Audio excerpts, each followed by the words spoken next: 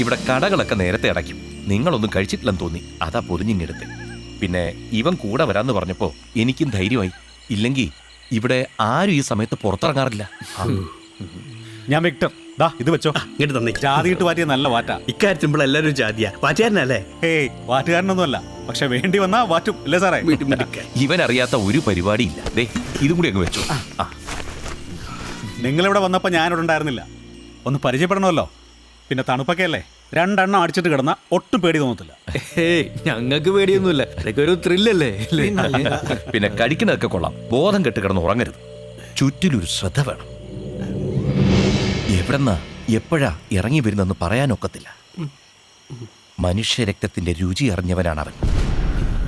സൂക്ഷിക്കണം. ദേ ഏകദേശം ഇയാളുടെ പ്രായം വരും എൻ്റെ അപ്പു.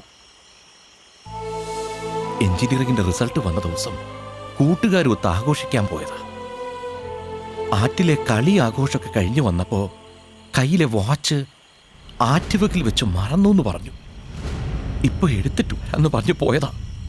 പിറ്റേ ദിവസം സാറേ സാറേ സാർ വന്നേ. എന്താ സാറേ? Sir watch കിട്ടിണ്ടാവോ?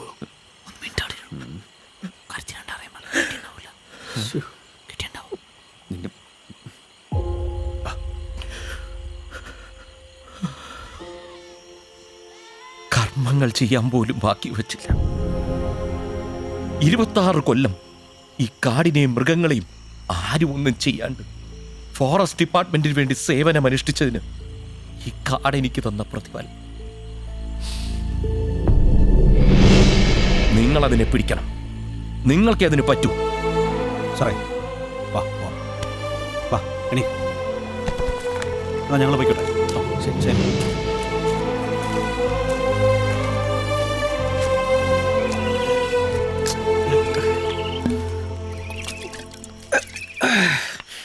സെന്റിയാക്കി വില കൂടിയ വാച്ചേക്കും, അല്ലാണ്ട് ഇങ്ങനെ മുക്കറിട്ട് കാര്യമില്ല.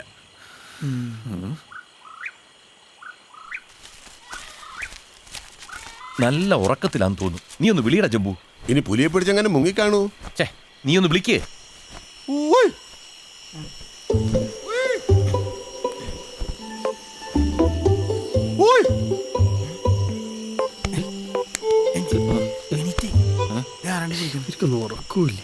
അതെ ഇവിടെ ഇവിടെ ഇങ്ങനെന്താ നാട്ടുകാരും കൂട്ടി വേഗം താഴേക്ക് ഇറങ്ങി വാ. എല്ലാരും നിങ്ങളെ കാത്തു നിൽക്കുക.